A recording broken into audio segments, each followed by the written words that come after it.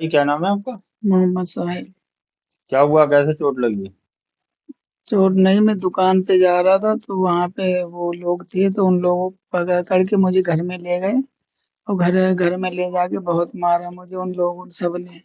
तसब्बर थे, मुकंदी और मुनव्वर, ये तीनों भैया थे। उन तीनों भैया को लड़के भी थे और इनकी और औरतें भी थी, सभी लोग थे। इन सभी लोगों ने मारा था ये कब की डंडों बात है? से। ये 17 तारीख की बात है। अच्छा। क्यों सत्रह मारा, कोई तारीख पुरानी दुश्मनी थी क्या? पुरानी लड़ाई हो गई थी पहले, उसका फैसला भी हो गया था। हम्म। कम से कम 7।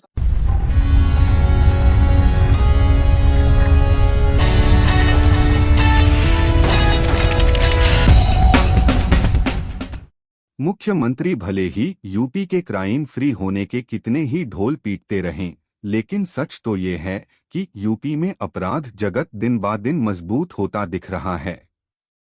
हद तो यहाँ तक पहुँच चुकी है कि अब मंदिर में तोड़ फोड़ करने और पुजारी को पीटने वाले खुले घूमकर समाज और गांव में आतंक मचाते हैं।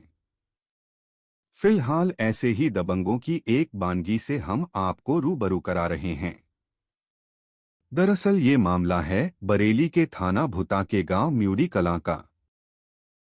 गांव के एक दबंग परिवार ने बीती 17 जनवरी को गांव के ही शब्बीर अहमद के बेटे मोहम्मद साहिल को घर में बंद करके न सिर्फ लाठी डंडों बैल्टों से पीटा बल्कि चाकू से भी कई जगह गोदा। साथ ही घायल को जबरन शराब भी पिलाई। नहीं, दुश्मनी थी क्या? पुरानी लड़ाई हो गई थी पहले, उसका फैसला भी हो गया था। हम्म। कम से कम 7-8 महीने पहले। आपस में रिश्तेदारी है या अलग हैं लोग? नए रिश्तेदार नहीं, गांव के ही हैं। क्या ये ज्यादा दबंग है? ज्यादा दबंगी तो है, इसीलिए तो मारा है इन्होंने। तो ये मारने की सभी कोई वजह तो होगी। वजह क्या, वो आपस की दुश्मनी थी। वो लड़कों लड़कों में हो जाती है लड़ाई, पहले हो गई थी 5-6 महीने पहले। लड़कों लड़कों में फिर मारा है, दुश्मनी निकाली है। और किसी को इसकी मारा, अकेले आपको मारा? मुझे मारा था, मेरे भाई को भी मारा था और मेरी अम्मी के भी 2-3 थप्पड़ मार दिए थे। ये वहां कैसे पहुंच गई? ये अचानक? मुझे देखने आई थी जब इन्हें भी मारा था और मेरे भाई को भी मारा था, लकी को। बहुत मारा था, फिर खूब उसके बाद मारा था, आपने? डंडों से मारा था इन लोगों ने, डंडनों से। फिर और उस? फिर दारू भी पिलाई थी मुझे मुंह खोल के। मेरी आंख, मैं मुंह नहीं खोल रहा था तो मुक्का मारा था मेरी आंख पे और मुंह पे, जबरदस्ती पिलाई थी। क्या करते हैं वैसे ये लोग? ये फेरी भारी करते हैं, फेरी किस करते चीज हैं। की? दाल उल का ही काम करते हैं, दाल का, कुरकुरा का। क्या? चक्कू लाए थे, चक्कू भी मारा था पैर में। पीड़ित परिवार का कहना है कि चीख पुकार सुनकर युवक का मां और भाई बचाने पहुंचे, तब आरोपियों ने इन दोनों को भी जमकर कूटा।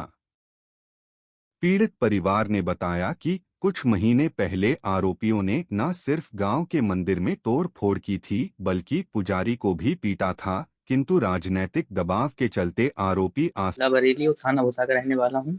17 जनवरी की बात है, सुबह 11 बजे। तब मेरा भाई पल्ली मुड़ी से कंडे लेके आ रहा तभी तसब्बर मुनव्वर मुकंदी और वह उनके सभी बच्चे और औरतों ने पहले तो उस पर 315 का बोर से फायर किया, जो कि गाड़ी आगे बढ़ जाने के कारण गोली नहीं लगी। उसकी रिपोर्ट मैं तुरंत कप्तान साहब के पास करके आया हूँ। फिर शाम 5 बजे तब ये मेरा भाई अनस की दुकान पे जा रहा था, तभी तसब्बर मुकंदी, अनब्बर, मुजफ्फर मोहम्मद, उनके सभी लोगों ने इसे बंदी बना के घर में अपने खींच के ले गए। उनके हाथ में 315 का एक तमंचा भी था और छुरी भी थी, लाठी डंडे भी थे, इसे मारने लगे। मतलब घर में लबड़ से बांधे, तब मैं गया तो मेरे यहाँ पे सिर पे रेड मारी उसने लोहे की। इसे मारते गए, फिर इसके पैर में काटा है, उसमें वो घाव भी है। और उसके जबरन दारू पिलाई, उसके पैसे, मोबाइल वगैरह फिर एसिड सब छीन लिया। तब मेरी अम्मी के उनके भी 3 झापड़ मारा है। तसब्बर पे, जो कि पहले से गुंडा एक्टिव लगी हुई है। और 2021 में वो मंदिर में भी घुस गए थे। उन्होंने बाबा को भी मारा था। वो ये कह रहे थे हमने योगी की सरकार में बाबा को ही मार लिया तो हमारा क्या कर दोगे। हमारा पुलिस कुछ नहीं कर सकती, हम पुलिस को अपनी जेब में रखते हैं। ये बात है टोटल। और अभी सब फरार चल रहे हैं, सिर्फ 3 आरोपी गए हैं ये। अब आपको कैसा लग रहा है, आप खतरे से बाहर हो? अभी खतरे से बाहर नहीं है, खतरे ही में है। अब वो कह रहे हैं कि हम दो जेल जेल चले गए हैं कि अभी हम गुंडा भेजेंगे तो सबको मरवा देंगे, उसके बाद जेल जाएंगे। उनकी औरतें जो तीनों अभी यहाँ पे आए, कल वो औरतें गाली दे रही थी। जब हम मुकदमा और उन पर कभी फायर करते हैं, कभी हमें फोन पे धमकियां दे रहे हैं, कभी कुछ कह रहे हैं, कभी कह रहे हैं जान से मार देंगे। मेरे अब जो पास ये धमकियां आपकी आ रही हैं, इनकी इनकी तरफ से धमकियां आ रही हैं, तो ये चीज आपने पुलिस को या पुलिस के अधिकारियों को बताई? हाँ हाँ पहले बताई थी, अब बता फिर दी बताई, अभी अब तो आज सही कर सुबह रहे फिर हैं, बताई पुलिस की सवाल तरफ तो से साफ सही तो काम पढ़ हो रहे रहा है। हैं। पुलिस ने हमें पूरा आश्वासन दिया है, सुरक्षा की भी प्रदान की बात की कि हम सुरक्षा भी आपको दे देंगे। हाँ उतना और कोई पहले वो मैंने नहीं। उन पे एक मुकदमा भी दायर कर रखा है, जो 4 दिसंबर का मुकदमा है, उसके बाद भी उन्होंने ये कांड किया है। और मेरे पास रिकॉर्डिंग भी है जिसमें साफ साफ कह रहे हैं कि इसे मैं जान से मारूंगा जरूर। हाँ। पीड़ित परिवार ने बताया कि जब वे लोग अस्पताल से वापस आ रहे थे तब असलाहधारी 3 आरोपियों ने उनका पीछा किया, लेकिन अचानक पहुंची पुलिस ने तीनों को रंगे हाथ दबोच लिया। क्या मामला था आप बताइए, ये लड़के की चोट लगी है?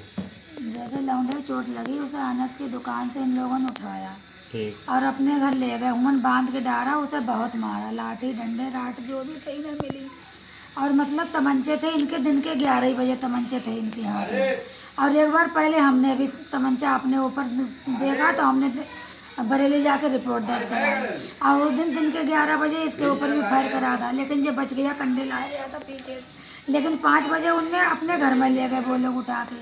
और लकी को भी ले आए तो लकी को किसी ने बचवा दिया। लकी घर पर आया, बोले अम्मी चलो हम भागे आए हैं, भूरा को अपने घर में ले गए उठा के। तो जब ऐसो साहब की गाड़ी आई है तो ऐसे बेहोशी हालत में भूरा को हमारे 2 लोग पुलिस वाले उठा के ले गए तो। फिर हम दूसरे दिन को पता ना किसी काम से गए, जना दूध लेने जा रहे थे हम और लकी। तो जो तीनों लोग हमारे पीछे भागे हैं, मुनव्वर, राजा और एक उनको कोई रिश्तेदार है बीसलपुर। आप अकेली थी उस समय? हम और लकी थे मोटरसाइकिल से। तो जब फिर से तमंचा लेके भागे हैं, तब पुलिस को किसी तरीका से खबर जैसे मिल गई होगी, मतलब पुलिस अचानक आ गई वहाँ? आ गई होई जैसे। तो मैं तमंचा से उन्हें तीनों को गिरफ्तार कर लूँ दूसरे दिन को, जो मतलब है।